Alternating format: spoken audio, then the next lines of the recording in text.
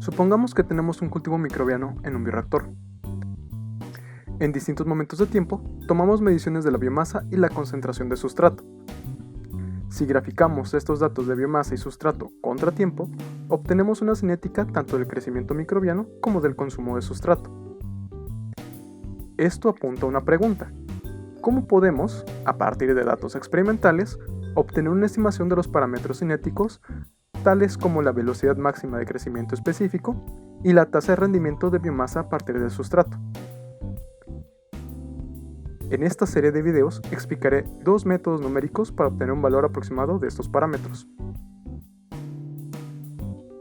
El primero consiste en estimar gráficamente una derivada. El segundo consta de realizar un análisis de ajuste de curva. En este video explicaré cómo se realiza un análisis de ajuste de curva para iterar el valor de los parámetros cinéticos. Para este método es importante tener ecuaciones que nos ayuden a modelar el crecimiento microbiano y el consumo de sustrato en distintos instantes de tiempo. Empecemos con definiciones básicas. La velocidad de crecimiento de la biomasa, Rx, se define como la derivada de la biomasa con respecto al tiempo. Por su parte, la velocidad de consumo del sustrato, Rs, es la derivada de la concentración de sustrato con respecto al tiempo. Por definición, la velocidad nominal de crecimiento de la biomasa es proporcional a la propia concentración de la biomasa, por lo que podemos expresarla como el producto de un factor de proporcionalidad, que en este caso es la velocidad de crecimiento específico, y la concentración de biomasa. De acuerdo con el modelo de Monod, esta velocidad de crecimiento específica es dependiente de la concentración del sustrato y se puede calcular como el producto de la velocidad específica máxima y la concentración de sustrato entre la suma de la constante de la velocidad media, Ks, y la concentración de sustrato. La tasa de rendimiento de biomasa con respecto al sustrato dicta la relación entre la velocidad de crecimiento de la biomasa y el valor positivo de la velocidad de consumo del sustrato. Tomando estas dos definiciones, podemos expresar la velocidad nominal de crecimiento de biomasa y la velocidad de consumo del sustrato en términos de la velocidad específica máxima, la constante de velocidad media, Ks, la tasa de rendimiento y la concentración de sustrato y biomasa en un tiempo dado.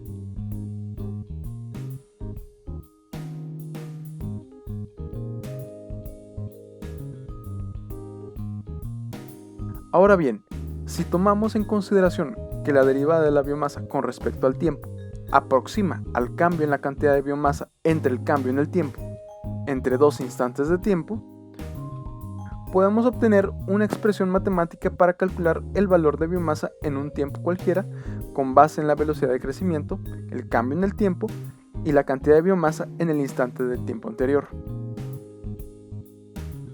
De la misma manera, podemos obtener una expresión para calcular la concentración de sustrato en un tiempo dado que dependa de la velocidad de consumo, el cambio en el tiempo y la cantidad de biomasa en el instante de tiempo anterior.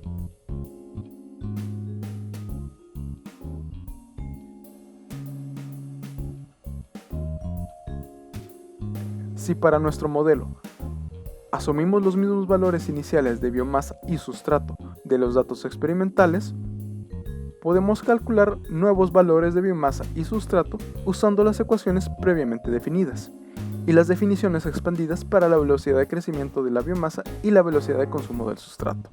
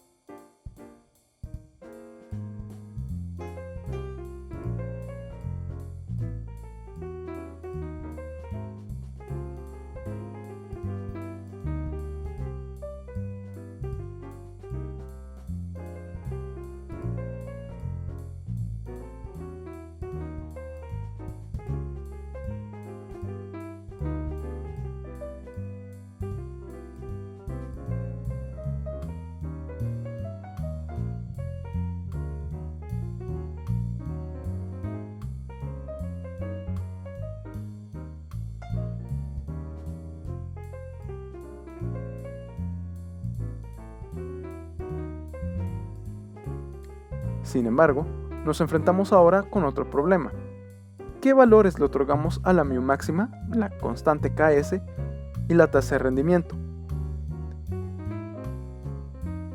Siendo que se supone que estos parámetros son constantes mientras mantengamos las condiciones de cultivo, podríamos iterar probando distintos valores hasta obtener un juego de valores que nos acerque lo más posible a los datos experimentales. Si vemos esto de manera gráfica, los valores experimentales los podemos representar como puntos. Al probar distintos valores de parámetros cinéticos, estamos buscando entonces una curva que se aproxime lo más posible a los valores experimentales. Pero, matemáticamente hablando, ¿cómo podemos distinguir si una de estas curvas es o no una buena aproximación? Para esto, se hace un análisis de regresión o un análisis de bondad de ajuste. Existen múltiples métodos para realizar este análisis, pero para fines prácticos usaremos el coeficiente de determinación o R². Si tomamos una serie de datos experimentales y una curva modelada que aproxime a estos, el error o residuo de la curva corresponde a la distancia entre el punto experimental y el valor correspondiente de la curva. Este residuo puede tener signo positivo o negativo, pero lo elevamos al cuadrado para manejarlo siempre como un valor positivo. Si sumamos el residuo al cuadrado de cada valor experimental y el valor estimado del modelo, obtenemos lo que se conoce como la suma de cuadrados del residuo, o la suma de cuadrados del error estimado. Por otra parte, estadísticamente hablando, todos los datos experimentales se desvían en mayor o menor medida del valor promedio. Si restamos cada valor experimental al valor promedio, elevamos al cuadrado y sumamos el resultado de cada punto, obtenemos lo que se conoce como la suma de cuadrados total, la cual es proporcional a la varianza de los datos. El coeficiente de determinación se calcula pues como 1 menos la suma de cuadrados del residuo entre la suma de cuadrados total. Este valor nos dice qué tanto se aproxima nuestro modelo a los datos experimentales.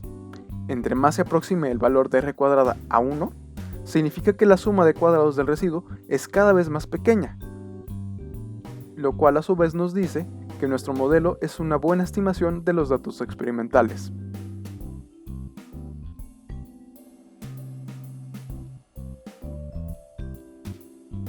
Ahora bien, para facilitarnos todos estos cálculos, podemos programar las ecuaciones para modelar biomasa, sustrato y sus respectivas velocidades, así como los cálculos de residuo y la suma de cuadrados, en una hoja de Excel.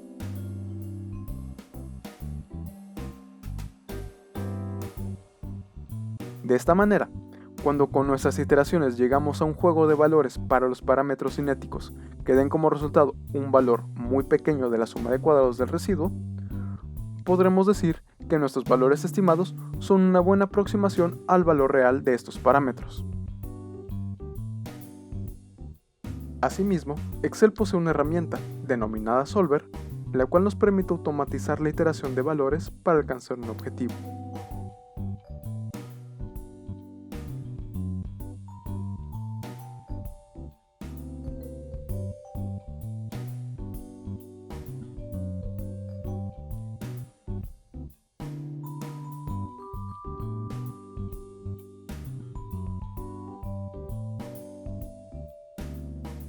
En nuestro caso particular, nos interesa minimizar el valor de la suma de cuadrados del residuo mediante la iteración de los valores de los parámetros cinéticos.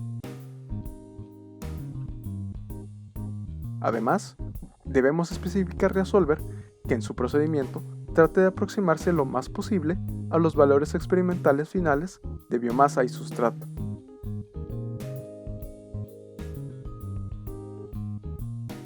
De esta manera, podemos rápidamente alcanzar una buena aproximación a los valores de mu máxima, la constante Ks y la tasa de rendimiento de biomasa sustrato.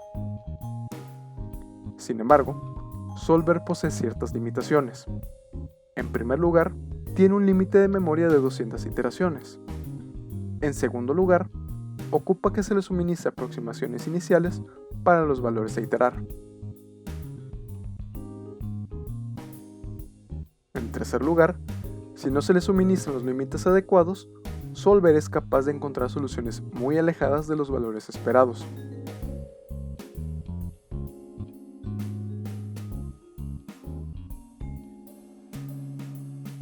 Y por último, si el modelo no es el adecuado, por ejemplo, cuando se quiere introducir la formación del producto en la cinética, se deben modificar las ecuaciones del modelo de tal manera que se considere el sustrato consumido para formar el producto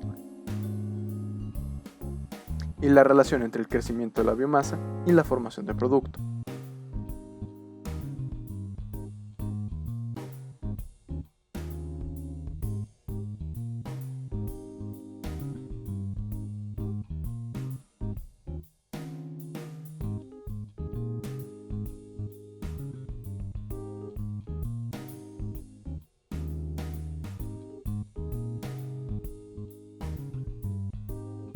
De lo contrario, de no tomarse en cuenta estos cambios en el modelo, Solver pudiera no encontrar una solución que cumpla con los requisitos solicitados y devolvería valores para los parámetros cinéticos muy alejados de los datos experimentales.